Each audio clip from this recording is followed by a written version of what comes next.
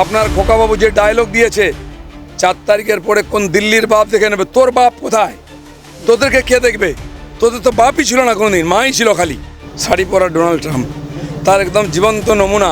আর আজ আমি বলিনি, 2 বছর আগে বলেছি যে ট্রাম্প যেদিন নাটক করছিলেন যে আমি ছাড়বো না, আমি হারিনি, লোকজনকে রাস্তায় নামিয়েছিলেন, সেদিন আমি বলেছিলাম আমাদের এখানে শাড়ি পরা ট্রাম্প আছেন, ইনি হারলেও ক্ষমতা ছাড়বেন না।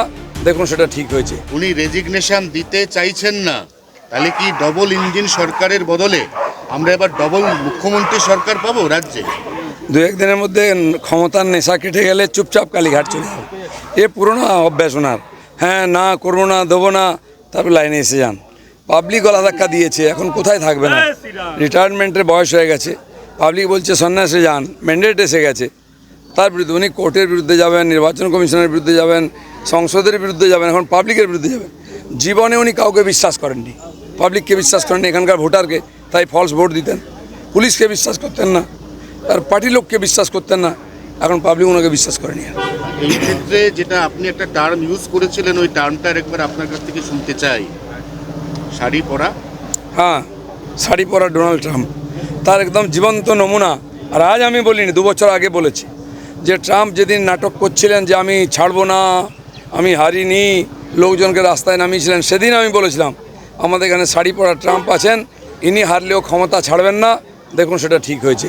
আর ওনার মতো ইনাকেও জিতে হবে। 4 জনের নাম মুখ্যমন্ত্রী হিসেবে তীব্র জল্পনায় উঠে আসছে, তার মধ্যে আপনার নামটা আছে। যতক্ষণ না হচ্ছে আপনার নামটাও ঢুকিয়ে দিন, কিচ্ছু করার না।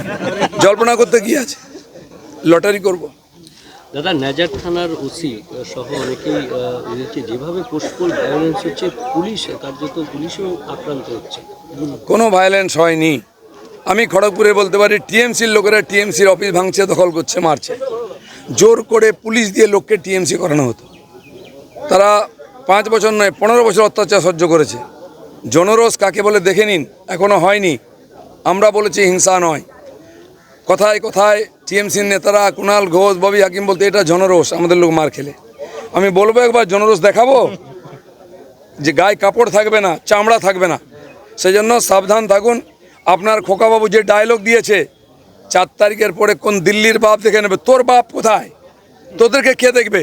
তোদের তো বাপই ছিল না কোনোদিন, মাই ছিল খালি। বড় কথা বলিস, বিজেপি বলে বেঁচে আছো, নাহলে সব গাছে টাঙা হতো। এখন আমি বলছি আমাদের কর্মীদেরকে ছাগলদের মেরে বদনাম হয়েও না, ছুঁচো মেরো না, মারলে বাঘ মেরো, সিংহ মেরো, দিলীপ ঘোষের মতো। আচ্ছা, মমতা বন্দ্যোপাধ্যায়, অভিষেক বন্দ্যোপাধ্যায়ের বাড়ির সামনে থেকে সমস্ত পুলিশ, অতিরিক্ত সমস্ত গার্ডরেল সব কিছু রিমুভ, সরিয়ে নেওয়া হলো। দিল্লির বঙ্গভবনে 42 জন পুলিশ ছিল, 72 জন বসে বসে খেত। আর এখানকার পেটি পেটি টাকা যেত গাড়ি করে, ট্রেনে করে, সেগুলো জজ থেকে আরম্ভ করে সবাইকে দেওয়া হতো। সব তথ্য আমার কাছে আছে।